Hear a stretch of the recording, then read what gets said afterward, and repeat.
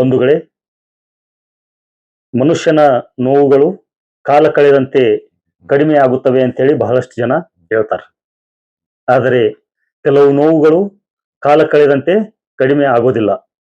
ಕೆಲವು ನೆನಪುಗಳು ವರ್ಷಗಳು ಕಳೆದರೂ ಮನುಷ್ಯನ ಮನಸ್ಸಿನಿಂದ ಮಾಸುವುದಿಲ್ಲ. ಮತ್ತು ಕೆಲವು ಸಂಬಂಧಗಳು ಮನುಷ್ಯನ ಮರಣದ ನಂತರವೂ ಮಾನವನ ಹೃದಯದಲ್ಲಿ ಜೀವಂತವಾಗಿರುತ್ತವೆ. ಹೌದು, ಇಂದು ನಾನು ಹೇಳಲು ಹೊರಟಿರುವ ಕತೆ ಅಂತಹದೇ ಒಂದು ಸಂಬಂಧದ ಕತೆ. ಇದು ಗಂಡ ಹೆಂಡತಿಯ ಪ್ರೀತಿಯ ಕತೆ. ಒಬ್ಬ ಮಗ ತನ್ನ ತಾಯಿಯ ಬಗ್ಗೆ ಹೇಳಿದ ಮಮತೆಯ ಕತೆ ಮತ್ತು 35 ವರ್ಷಗಳ ಹಿಂದೆ ಗಂಡನನ್ನ ಕಳೆದುಕೊಂಡು ಅತ್ಯಂತ ನೋವಿನ ನಡುವೆಯೂ ಬದುಕನ್ನ ಮುನ್ನಡೆಸಿದ ಒಬ್ಬ ಮಹಿಳೆಯ ಕತೆ. ಹೌದು, ಅದು ಆಗಸ್ಟ್ 20, ಭಾರತದ ಮಾಜಿ ಪ್ರಧಾನಮಂತ್ರಿ ಭಾರತ ರತ್ನ ರಾಜೀವ್ ಗಾಂಧಿಯವರ ಜನ್ಮದಿನ. ಆ ದಿನದಂದು ಅವರ ಮಗ ರಾಹುಲ್ ಗಾಂಧಿಯವರು ತನ್ನ ತಾಯಿ ಸೋನಿಯಾ ಗಾಂಧಿಯವರ ಮುಂಬರುವ ಪುಸ್ತಕದ ಮುಖಪುಟವನ್ನ ಸಾಮಾಜಿಕ ಜಾಲತಾಣಗಳಲ್ಲಿ ಹಂಚಿಕೊಂಡು ಭಾವನಾತ್ಮಕ ಸಂದೇಶವೊಂದನ್ನ ಬರೆದಿದ್ದಾರೆ. ಆ ಪುಸ್ತಕದ ಹೆಸರು belonging a journey of love. ಈ ಪುಸ್ತಕದ ಮುಖಪುಟದ ಜೊತೆಗೆ ರಾಹುಲ್ ಗಾಂಧಿಯವರು ತಮ್ಮ ತಾಯಿಯನ್ನ ಉದ್ದೇಶಿಸಿ ಬರೆದಿರುವ ಮಾತುಗಳು ಈಗ ಸಾಮಾಜಿಕ ಜಾಲತಾಣಗಳಲ್ಲಿ ಎಲ್ಲರ ಗಮನವನ್ನ ಸೆಳೆಲಿಕ್ಕತ್ತಾವ.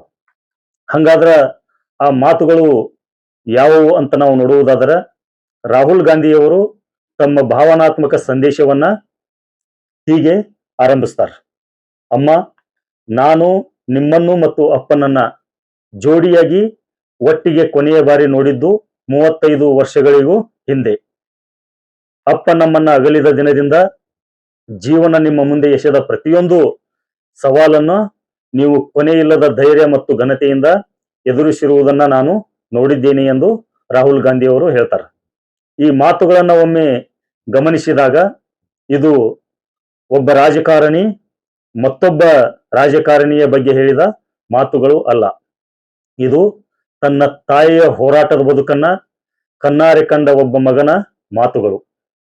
ರಾಜೀವ್ ಗಾಂಧಿಯವರು 1991ರಲ್ಲಿ ಹತ್ಯೆಯಾದಾಗ ರಾಹುಲ್ ಗಾಂಧಿ ಇನ್ನೂ ಯುವಕರಾಗಿದ್ರು.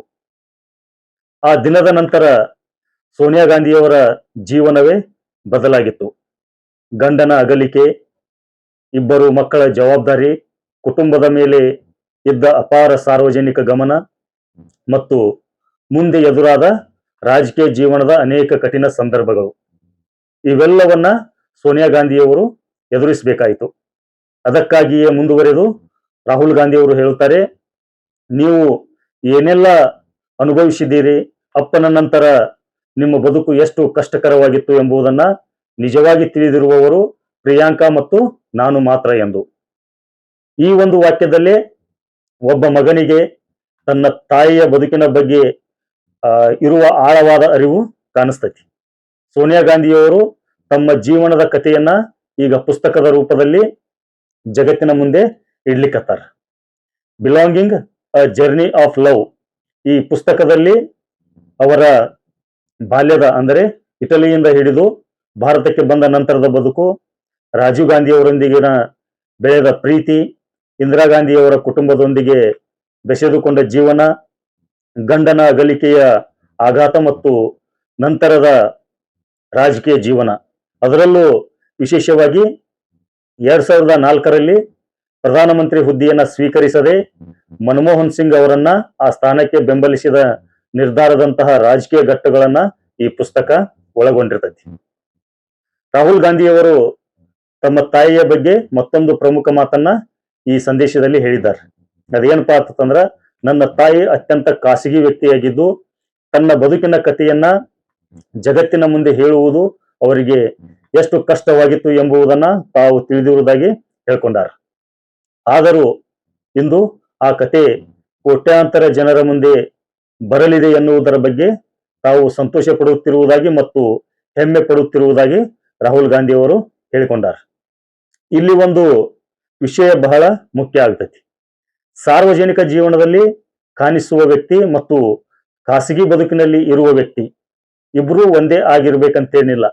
ಜನರು ಸೋನಿಯಾ ಗಾಂಧಿಯವರನ್ನ ಹಲವು ದಶಕಗಳಿಂದ ರಾಜಕೀಯ ನಾಯಕಿಯಾಗಿ ನೋಡ್ಯಾರ.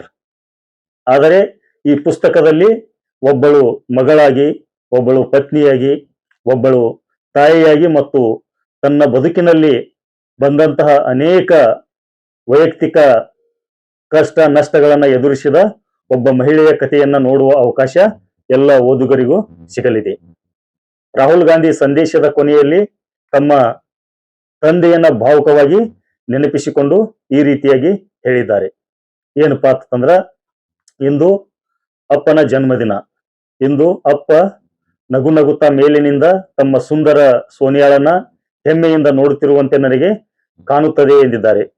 ಈ ಮಾತು ಬಹುಶಃ ಇಡೀ ಸಂದೇಶದ ಅತ್ಯಂತ ಭಾವನಾತ್ಮಕ ಭಾಗ. ಯಾಕಪ್ಪ ಅಂತಂದ್ರ 35 ವರ್ಷಗಳ ಹಿಂದೆ ಅಗಲಿದ ತಂದೆಯನ್ನ ಒಬ್ಬ ಮಗ ನೆನಪಿಸಿಕೊಳ್ಳುತ್ತಿದ್ದಾನೆ. ಅದೇ ಸಮಯದಲ್ಲಿ ಆ ತಂದೆಯೊಂದಿಗೆ ಬದುಕನ್ನ ಹಂಚಿಕೊಂಡ ತಾಯಿಯ ಕಥೆ ಈಗ ಪುಸ್ತಕದ ರೂಪದಲ್ಲಿ ಜಗತ್ತಿನ ಮುಂದೆ ಬರಲು ಸಿದ್ಧವಾಗಿದೆ. ಒಂದು ಕಡೆ ರಾಜೀವ್ ಗಾಂಧಿಯವರ ನೆನಪು, ಇನ್ನೊಂದು ಕಡೆ ಸೋನಿಯಾ ಗಾಂಧಿಯವರ ಬದುಕಿನ ಕತೆ, ಮಧ್ಯದಲ್ಲಿ ತಮ್ಮ ತಂದೆ ತಾಯಿಯ ದುರಂತದ ಬದುಕನ್ನ ಕಣ್ಣಾರೆ ಕಂಡ ರಾಹುಲ್ ಗಾಂಧಿ. ಸೋನಿಯಾ ಗಾಂಧಿಯವರ ರಾಜಕೀಯ ನಿಲುವುಗಳ ಬಗ್ಗೆ ಯಾರಿಗೆ ಏನೇ ಅಭಿಪ್ರಾಯ ಇರಬಹುದು, ಅದು ಬೇರೆ ಬೇರೆ ವಿಚಾರ. ಆದರೆ ಒಬ್ಬ ವ್ಯಕ್ತಿಯ ವೈಯಕ್ತಿಕ ಬದುಕನ್ನ ಅರ್ಥ ಮಾಡಿಕೊಳ್ಳುವುದು ಬೇರೆ ಇದೆ ವಿಚಾರ ಆಗಿರ್ತತಿ. ಗಂಡನನ್ನ ಕಳೆದುಕೊಂಡ ಹೆಂಡತಿ, ಅಪ್ಪನನ್ನ ಕಳೆದುಕೊಂಡ ಮಕ್ಕಳು, ತನ್ನ ಕುಟುಂಬವನ್ನ ಕಳೆದುಕೊಂಡ ನಂತರವೂ ಬದುಕನ್ನ ಮುಂದುವರಿಸಿದ ಒಬ್ಬ ತಾಯಿ. ಈ ಭಾವನೆಗಳನ್ನ ರಾಜಕೀಯದ ಗಡಿಗಳಲ್ಲಿ ಬಂಧಿಸಲು ಸಾಧ್ಯವಿಲ್ಲ. ಅದಕ್ಕಾಗಿಯೇ belonging a journey of love ಎಂಬ ಪುಸ್ತಕದ ಬಗ್ಗೆ ರಾಹುಲ್ ಗಾಂಧಿಯವರ ಸಂದೇಶ ಈಗ ಹೆಚ್ಚು ಗಮನವನ್ನ ಸೆಳೆಯಲಿಕ್ಕತೈತಿ. ಒಟ್ಟಾರೆಯಾಗಿ ಒಬ್ಬ ಮಗ ತನ್ನ ತಾಯಿಗೆ ಹೇಳುವ ಮಾತುಗಳು ಕೆಲವೊಮ್ಮೆ 1000 ರಾಜಕೀಯ ಭಾಷಣಗಳಿಗಿಂತ ಹೆಚ್ಚು ತೂಕದಿಂದ ಕೂಡಿರ್ತಾವು. ಅಮ್ಮ, ನೀವು ಅನುಭವಿಸಿದ ನೋವು ನಮಗೆ ಗೊತ್ತು, ನೀವು ಎದುರಿಸಿದ ಕಷ್ಟ ನಮಗೆ ಗೊತ್ತು, ನೀವು ತೋರಿದ ಧೈರ್ಯ ಅಥವಾ ತೋರಿಸಿದ ಧೈರ್ಯ ನಮಗೆ ಗೊತ್ತು, ಮತ್ತು ಇಂದು ನಿಮ್ಮ ಕಥೆಯನ್ನ ಜಗತ್ತು ಓದಲಿದೆ ಎಂಬುದರ ಬಗ್ಗೆ ನಮಗೆ ಹೆಮ್ಮೆ ಇದೆ ಎಂದು ರಾಹುಲ್ ಗಾಂಧಿಯವರು ಒಟ್ಟಾರೆ ಸಂದೇಶದ ಭಾವ ಆಗೈತಿ. ರಾಜೀವ್ ಗಾಂಧಿಯವರ ಜನ್ಮದಿನದಂದು ತಂದೆಯನ್ನ ನೆನಪಿಸಿಕೊಂಡ ಮಗ, ತಾಯಿಯ ಬದುಕನ್ನ ಗೌರವಿಸಿದ ಮಗ ಮತ್ತು ತನ್ನ ಕುಟುಂಬದ ಒಂದು ದೀರ್ಘ ಕಥೆಯನ್ನ ಜಗತ್ತಿನ ಮುಂದೆ ಬರಮಾಡಿಕೊಂಡ ಮಗ ಮತ್ತು belonging a journey of love, ಇದು ಸೋನಿಯಾ ಗಾಂಧಿಯವರ ಬದುಕಿನಲ್ಲಿ ಇನ್ನೂ ಹೇಳದೇ ಇರುವ ಅನೇಕ ಪುಟಗಳನ್ನ ಜಗತ್ತಿನ ಮುಂದೆ ತೆರೆಯಲಿರುವ ಒಂದು ಕೃತಿಯಾಗಲಿದೆ. ಬಹುಶಃ ರಾಜೀವ್ ಗಾಂಧಿಯವರು ನಿಜವಾಗಿಯೂ ಎಲ್ಲೋ ನಿಂತು ನನ್ನ ಸೋನಿಯಾ ಇಷ್ಟು ವರ್ಷಗಳ ನಂತರವೂ ಇಷ್ಟು ಧೈರ್ಯದಿಂದ ನಿಂತಿದ್ದಾಳೆ ಎಂದು ಹೆಮ್ಮೆಯಿಂದ ನೋಡುತ್ತಿರಬಹುದೇನೋ. ಭಾರತದ ರಾಜಕಾರಣ ಏನೇ ಇರಲಿ, ಸೋನಿಯಾ ಗಾಂಧಿಯವರು ಭಾರತದ ಸಾರ್ವಜನಿಕ ಜೀವನಕ್ಕೆ ಬಂದಾಗಿನಿಂದಲೂ, ವಿಶೇಷವಾಗಿ ರಾಜಕೀಯವಾಗಿ ಮುನ್ನೆಲೆಗೆ ಬಂದಾಗ ಅವರ ವಿರುದ್ಧ ಅನೇಕ ರೀತಿಯ ಟೀಕೆಗಳು ಕೇಳಿಬಂದವು. ಅದರಲ್ಲೂ ವಿಶೇಷವಾಗಿ ಅವರ ವಿದೇಶಿ ಮೂಲವನ್ನ ರಾಜಕೀಯವಾಗಿ ಪದೇ ಪದೇ ಪ್ರಶ್ನಿಸಲಾಯಿತು. 2004 ಲೋಕಸಭಾ ಚುನಾವಣೆಯ ಸಂದರ್ಭದಲ್ಲಿ ಈ ವಿಚಾರವೇ ದೊಡ್ಡ ರಾಜಕೀಯ ಚರ್ಚೆ ಆಗಿತ್ತು. ಇಟಲಿಯಲ್ಲಿ ಹುಟ್ಟಿದ ವ್ಯಕ್ತಿ ಭಾರತದ ಪ್ರಧಾನಮಂತ್ರಿ ಆಗಬಹುದೇ? ವಿದೇಶಿ ಮೂಲದ ವ್ಯಕ್ತಿ ದೇಶದ ಅತ್ಯುನ್ನತ ರಾಜಕೀಯ ಸ್ಥಾನವನ್ನ ಅಲಂಕರಿಸಬಹುದೇ ಎಂಬ ಪ್ರಶ್ನೆಗಳನ್ನ ಬಿಜೆಪಿ ನಾಯಕರು ಸಾರ್ವಜನಿಕವಾಗಿ ಎತ್ತಿದ್ರು. ಕೆಲವು ಹೇಳಿಕೆಗಳು ಇನ್ನೂ ಕಠಿಣವಾಗಿದ್ದವು. ಸೋನಿಯಾ ಗಾಂಧಿ ಅವರನ್ನ ವಿದೇಶಿ ಎಂದು ಗುರುತಿಸುವುದಷ್ಟೇ ಅಲ್ಲ, ಅವರು ಭಾರತವನ್ನ ತಮ್ಮ ಮಾತೃಭೂಮಿಯಾಗಿ ಕಾಣುತ್ತಾರೆಯೇ ಎಂಬುದನ್ನು ಸಹ ಪ್ರಶ್ನಿಸಲಾಯಿತು. 2004 ಸೋನಿಯಾ ಗಾಂಧಿ ಅವರು ಕಾಂಗ್ರೆಸ್ ನೇತೃತ್ವದ ಮೈತ್ರಿಕೂಟವನ್ನ ಚುನಾವಣೆಯಲ್ಲಿ ಗೆಲ್ಲಿಸಿ ಪ್ರಧಾನಮಂತ್ರಿ ಸ್ಥಾನಕ್ಕೆ ಅತ್ಯಂತ ಸಮೀಪಕ್ಕೆ ಬಂದಾಗ ಈ ರಾಜಕೀಯ ಟೀಕೆಗಳು ಮತ್ತಷ್ಟು ತೀವ್ರವಾದವು. ಆದರೆ ನಂತರ ನಡೆದದ್ದು ಭಾರತದ ರಾಜಕೀಯ ಇತಿಹಾಸದಲ್ಲಿ ಒಂದು ವಿಶಿಷ್ಟ ಘಟನೆ. ಸೋನಿಯಾ ಗಾಂಧಿಯವರು ಪ್ರಧಾನಮಂತ್ರಿ ಸ್ಥಾನವನ್ನ ಸ್ವೀಕರಿಸಲಿಲ್ಲ. ಅವರ ಬದಲಿಗೆ ಡಾಕ್ಟರ್ ಮನಮೋಹನ್ ಸಿಂಗ್ ಪ್ರಧಾನಮಂತ್ರಿ ಆದರು. ಇಲ್ಲಿ ರಾಜಕೀಯ ಅಭಿಪ್ರಾಯಗಳು ಬೇರೆ ಬೇರೆ ಇರಬಹುದು. ಯಾರಿಗಾದರೂ ಸೋನಿಯಾ ಗಾಂಧಿಯವರ ರಾಜಕೀಯ ನಿರ್ಧಾರ ಇಷ್ಟ ಆಗಬಹುದು, ಇನ್ನೊಬ್ಬರಿಗೆ ಇಷ್ಟ ಆಗದೇ ಇರಬಹುದು. ಅವರ ನಿರ್ಧಾರವನ್ನ ಟೀಕಿಸುವ ಹಾಗೂ ಒಪ್ಪಿಕೊಳ್ಳುವ ಹಕ್ಕು ಎಲ್ಲರಿಗೂ ಐತಿ.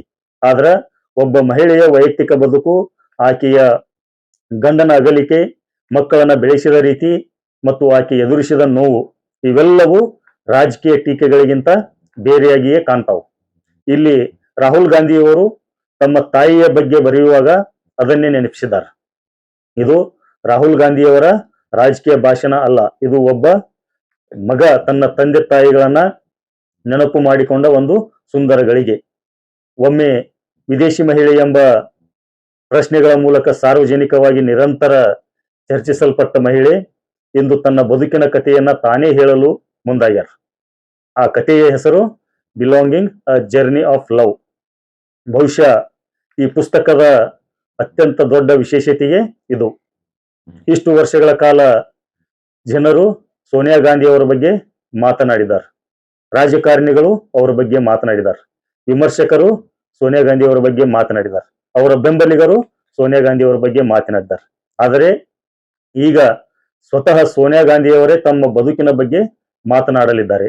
ತಮ್ಮ ಬಾಲ್ಯ, ರಾಜೀವ್ ಗಾಂಧಿ ಅವರೊಂದಿಗೆ ಬೆಳೆದ ಪ್ರೀತಿ, ಇಂದಿರಾ ಗಾಂಧಿ ಅವರ ಕುಟುಂಬಕ್ಕೆ ಸೊಸೆಯಾಗಿ ಬಂದ ದಿನಗಳು, ರಾಜೀವ್ ಗಾಂಧಿ ಅವರೊಂದಿಗೆ ಅವರ ಬದುಕು, 1991ರ ರಾಜೀವರ ಆ ದುರಂತ ಅಂತ್ಯ, ತನ್ನ ಮಕ್ಕಳಿಗಾಗಿ ಮುಂದುವರಿಸಿದ ಬದುಕು ಮತ್ತು ನಂತರದ ರಾಜಕೀಯ ಪಯಣ ಇವೆಲ್ಲವೂ ಅವರದೇ ನೆನಪುಗಳ ಮೂಲಕ ನಮ್ಮ ಮುಂದೆ ಪುಸ್ತಕವಾಗಿ ಬರಲಿದೆ.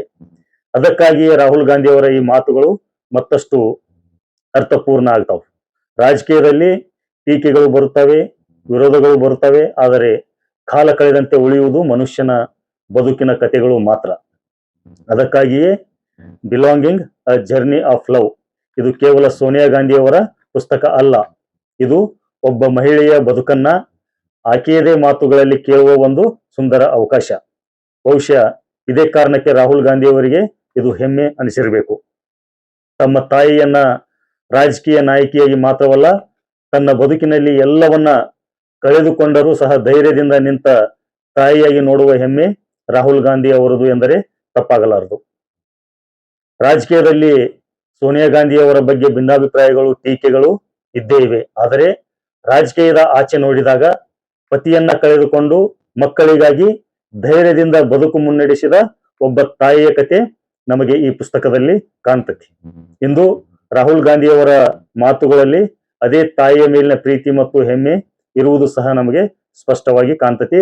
Belonging a journey of love ಎಂಬ ಪುಸ್ತಕದ ಮೂಲಕ ಇಷ್ಟು ವರ್ಷ ಇತರರು ಹೇಳಿದ ಸೋನಿಯಾ ಗಾಂಧಿ ಅವರ ಕಥೆಯ ಬದಲಾಗಿ ಸ್ವತಃ ಸೋನಿಯಾ ಗಾಂಧಿ ಅವರೇ ಹೇಳುವ ಅವರ ಬದುಕಿನ ಕಥೆಯನ್ನ ಕೇಳುವ ಸಮಯ ಬಂದೈತಿ. ಆ ಕಥೆಯನ್ನ ಕೇಳಲು ಈಗ ಇಡೀ ದೇಶವೇ ಕಾಯುತ್ತಿದೆ. ಎಲ್ಲರಿಗೂ ನಮಸ್ಕಾರಗಳು.